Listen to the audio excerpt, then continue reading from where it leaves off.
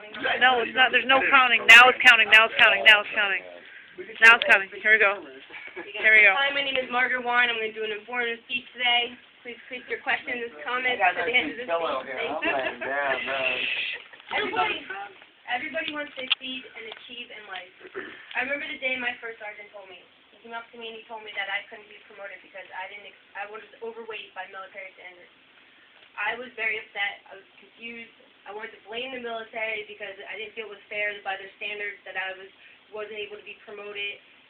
But instead, I took a long, hard look at myself and realized that I really did need to change my lifestyle, and I really needed to be better fit and healthier, to lose some weight so I could be a better soldier and I could deserve this promotion in the military. About 3 months ago, I got sent away for sergeant training, and next month I'm going to be a sergeant. Not as many people are as lucky as I am to make these decisions and decide that you need to make some changes in life.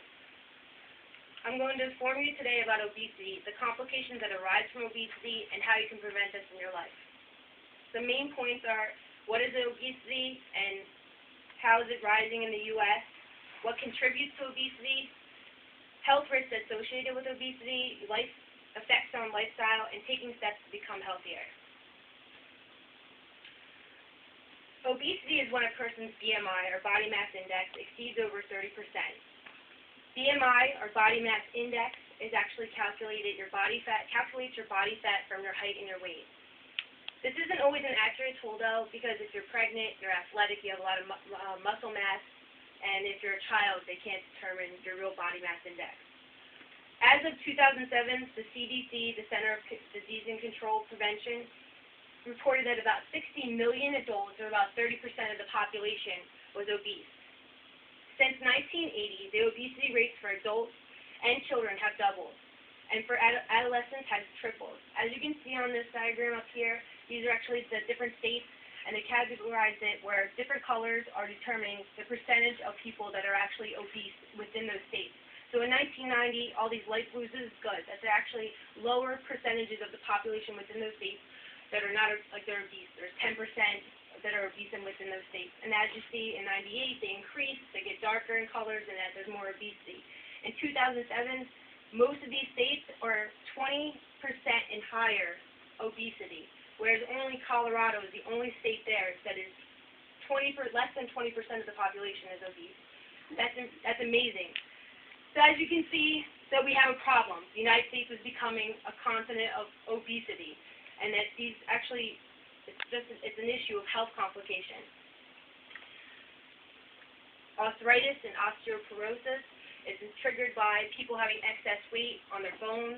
Their bones start to ache, and they have arthritis, and their bones break easier. It's just a lot of different complications.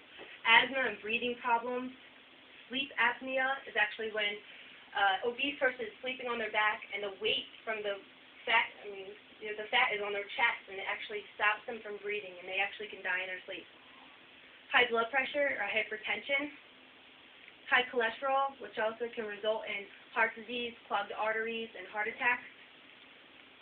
Diabetes can be onset from obesity, type 2, and even death.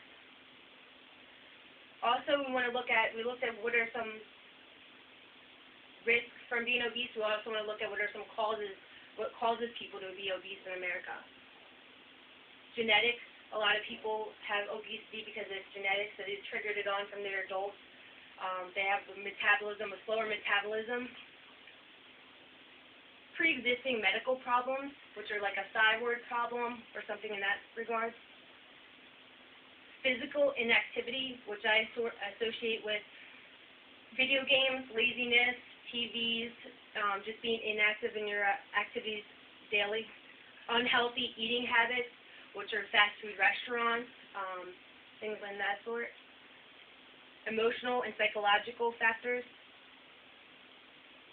Age, gender, culture, and environment. Environment, I mean like workplace. You work in an environment when you sit all day long, school where they only do physical activities one day a week, and they don't have very good menus for the children, things in that sort. We talked about the risks that are from obesity, and we also talked about the causes of obesity. Now I want to talk about preventing obesity in our lifestyle. An important tool is assessment. You need to learn how to assess your body weight, knowing how to do your BMI, knowing your weight measurements, your waist measurements and things of that sort. Examining your diet and your lifestyle.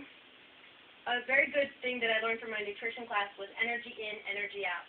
The energy you take in, the calories that you take into your body, you need to exert those calories throughout the day. So if you take in 2,000 calories and you do exercises like swimming and you burn off 2,000 calories, you're going to stay at the normal weight. You're going to stay at the weight that you are at.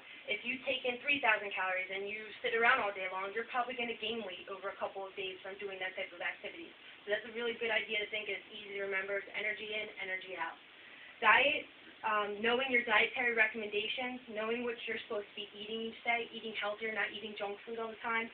Going to mypyramid.com, which actually has a food pyramid that tells you should be eating 5 to 6 servings of vegetables. About 50% of people don't actually take in the necessary vitamins that they need to be taking in and everything like that. They are always eating junk foods and fast foods. Exercise. Exercise is key. Everybody should exercise, and it's important just to lose weight and to feel better about yourself.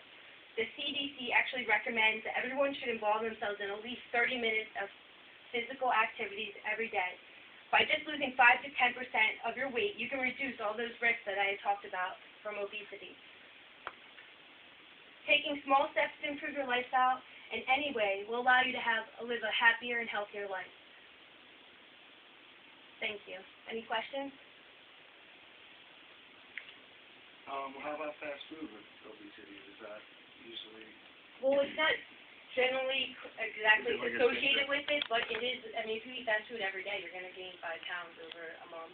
Well, how about people with, if it's like addictive, like, I mean, if it's cheap and easy, but, it's going to put an extra couple pounds on you,